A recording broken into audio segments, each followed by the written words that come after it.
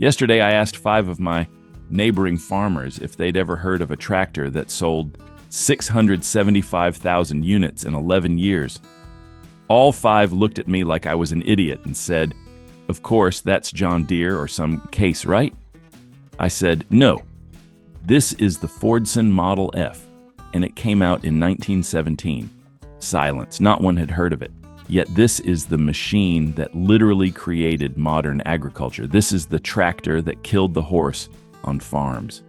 This is the piece of equipment that gave an ordinary farmer with $300 the ability to buy mechanization and stop working like a slave from dawn to dusk.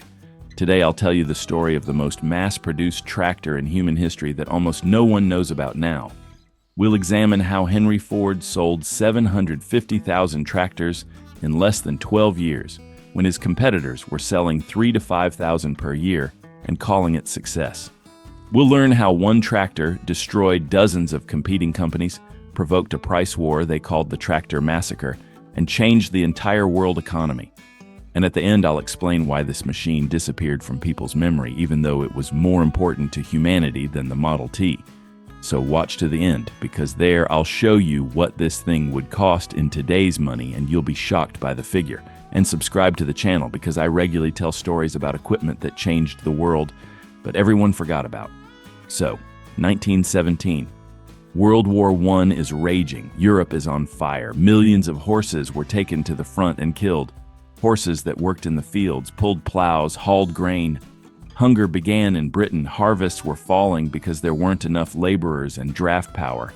The British government was desperately searching for a solution. And then Henry Ford appears with a proposal. "I'll build you a tractor that will replace 10 horses and cost as much as 2. On July 27, 1917, Ford registers the company Henry Ford and Son Incorporated to mass-produce tractors. Why not Ford Motor Company? Because in Minnesota, there already existed a Ford tractor company that had nothing to do with Henry Ford, but was using his name. To avoid confusion and lawsuits, Henry names his tractor Fordson, Ford and Son. This was a genius marketing move because the name hints at family business, at tradition, at a father passing the business to his son. On October 8, 1917, the Fordson Model F goes on sale. Price $750. For comparison, other tractors of the time cost from $1,200 to $2,000. Ford immediately undercut competitors by almost half on price, but that's just the beginning. Let's understand what made this tractor revolutionary. First, weight. The Fordson F weighed only 1,342 kilograms, less than 1.5 tons. All other tractors of the time were heavy monsters at 3 to 4 tons. They sank in mud, got stuck on soft soils, required enormous strength to operate. The Fordson was light and maneuverable.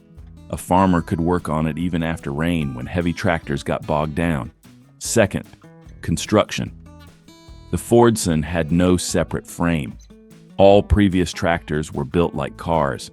First, they made a frame, then attached the engine, transmission, and wheels to it. Ford invented a brilliant thing.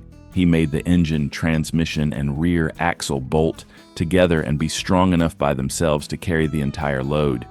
This is called unit frame or stressed structure design, frameless construction. This made the tractor lighter, cheaper to produce, and simpler to maintain. Fewer parts, fewer breakdowns, lower cost. Third, engine. 4-cylinder gasoline engine with 20 horsepower. Cylinder diameter 4 1/8 inches. Piston stroke 5 inches. Displacement 4,100 cubic centimeters. RPM 1,000. For 1917, this was a reliable, proven design. The engine ran on gasoline or kerosene through a vaporizer. This meant a farmer could use cheap kerosene instead of expensive gasoline. Fuel savings were enormous. Fourth, transmission. 3 forward gears, 1 reverse, constant mesh gears, simple, reliable gearbox. No complex mechanisms that could break. A farmer could disassemble and repair the transmission himself without calling an expensive mechanic from town. Fifth, and most important, mass production. Ford applied to tractors the same assembly line methods he used for the Model T. The factory in Dearborn, Michigan, stamped out Fordsons like sausages. In the first full year of production, 1918, they made 34,000 tractors. 34,000. All other tractor manufacturers in America combined made less. The Fordson immediately became the dominant model on the market. By 1923, Ford produced 102,000 tractors in 1 year. That was 77% of all tractors sold in America that year. 77% of the market. One manufacturer controlled 3/4 of the market. This was almost complete monopoly, but here's where things get really interesting. In 1922, sales dropped due to the post-war depression. The economic crisis of 1920 to 21 hit farmers hard. Grain prices collapsed, farmers couldn't buy new equipment. Competitors began pushing back. International Harvester, John Deere, Case, Alice Chalmers, they offered more powerful tractors with new features. And what does Henry Ford do? In February 1922, he crashes the price from $625 to $395, almost 40%. This provoked what they call the tractor wars. All manufacturers were forced to sharply reduce prices to compete. Many couldn't hold on and went bankrupt. Dozens of companies disappeared or were absorbed by larger players. Ford literally carved up the industry with his pricing. To compensate for the low price, Ford increased production volumes and reduced costs. Classic mass production strategy: sell cheap, but sell a lot, and earn on volume, and it worked. By 1925, Ford sold the 500,000th Fordson. By May 1927, 650,000. By 1928, 700,000. Exact production figures vary in sources, but here's what's reliably known. In the U.S. from 1917 to 1928, 747,681 Fordson Model F units were produced, plus production in other countries. In Cork, Ireland, another 7,597 units. Total about 755,000 units. Some sources cite 750,000 for worldwide production over the entire period. If counting only the F and N series together until the end of production, it's about 675,000, which matches the figure from our fact. Let's understand the scale. In 11 years, from 1917 to 1928, Ford sold more tractors than all his competitors sold in the previous 20 years combined. The Fordson Model F became the first mass-market tractor in history. Before it, tractors were boutique items for wealthy farmers. After it, mechanization became accessible to the average farmer. What did this mean for agriculture? Revolution. Before the Fordson, most farmers worked with horses. A horse could plow about 1 acre per day. The Fordson could plow 10 to 15 acres per day. A 15-fold difference in productivity. Plus, a horse needed feeding every day, even when not working. This took up about 1/4 of the farm's land. You needed to grow hay and oats for the horses. A tractor consumed gasoline or kerosene only when working. When idle, it didn't cost a penny to maintain. The economics were obvious. The average farm kept 4 to 6 working horses. Each horse cost $100 to $200, plus maintenance of about $100 per year for feed and care. 4 horses. That's $800 up front plus $400 annually for maintenance. The Fordson cost $395 after the price drop in 22. Some sources say by the late 20s the price fell to $230. $230 versus $800 for horses, plus no ongoing feed expenses, payback in 1 to 2 seasons, plus productivity. A farmer with a Fordson could work 2 to 3 times more land in the same time period. This meant more harvest, more income, or the ability to rent additional land and expand the business. Mechanization opened the path to large-scale commercial agriculture. But there was a flip side. Mechanization destroyed jobs. Hired farm workers who used to be hired for plowing, planting, harvesting became unnecessary. One farmer with a tractor did the work of 5 people with horses. This led to mass migration from villages to cities, to urbanization, to changes in the entire social structure of society. By the 30s, millions of people left farms and moved to cities seeking factory work. The Great Depression of the 30s was partly caused by this massive unemployment among rural populations. The Fordson also changed the very structure of farms. Before mechanization, the average family farm in the U.S. was 80 to 120 acres. With the Fordson, it became possible to efficiently work 200 to 300 acres. Farms began consolidating. Small farms that couldn't afford a tractor went bankrupt and sold land to more successful neighbors. The process of land concentration began, which continues to this day. The Fordson was so successful, it was exported worldwide. Thousands of tractors were sent to Britain, where they saved the country from starvation during World War I. The British government ordered about 5,000 tractors in 1917 to 18 to increase food production. Thousands were sent to the Soviet Union, where they became the foundation for agricultural collectivization. In the USSR, the Fordson was so popular they began copying it and producing it locally. Production wasn't only in the US. In 1919, Ford opened a factory in Cork, Ireland. There they produced the Model F from 1919 to 22, then switched to Model N from 29 to 31.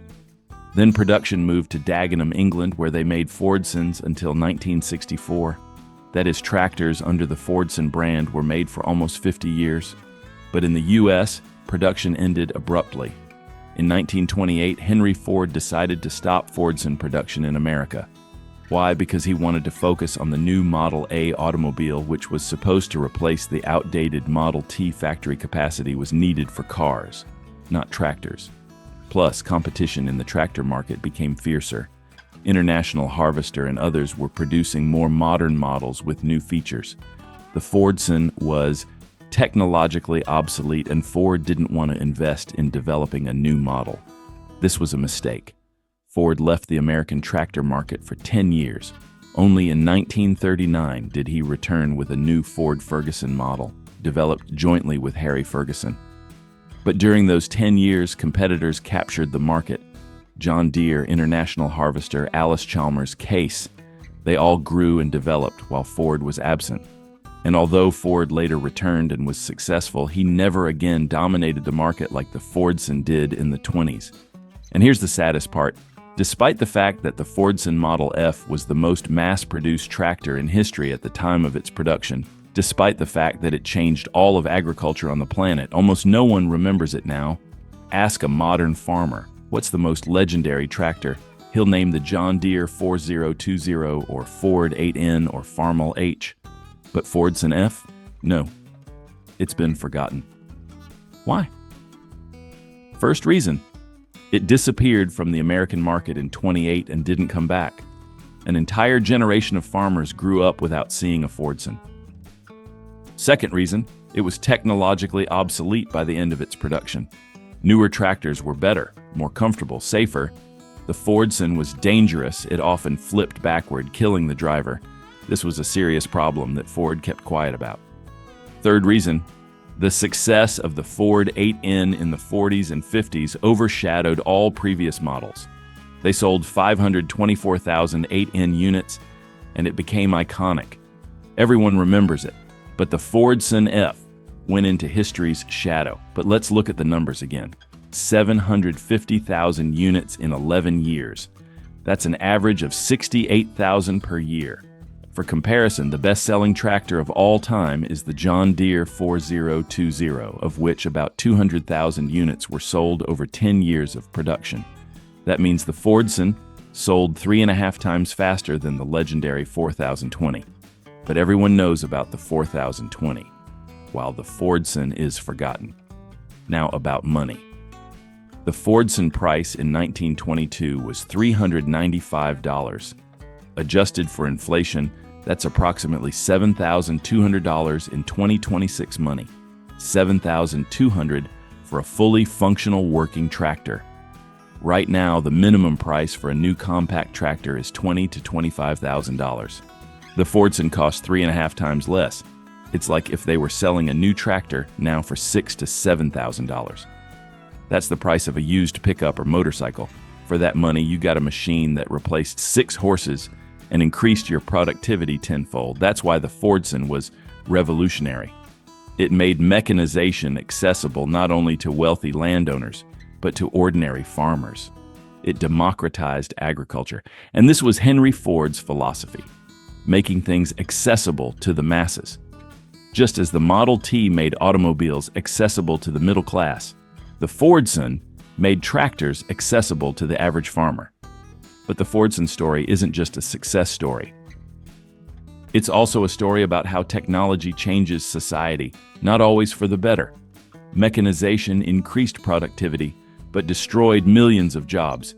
It made farmers wealthier, but forced many to abandon the land and move to cities. It increased food production, but led to land concentration in the hands of large operations and the disappearance of small family farms. The Fordson Model F is a machine that changed the world. But the world doesn't remember it, because history loves winners who stayed in the game.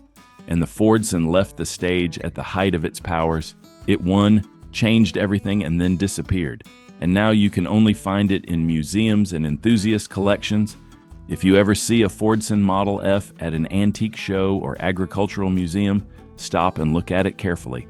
This isn't just a rusty piece of iron. This is the machine that fed the world. This is the machine that freed millions of people from backbreaking labor on the land. This is the machine that began the era of modern agriculture, and almost no one remembers it. Subscribe to the channel because I'll continue telling stories about equipment that changed the world but everyone forgot about.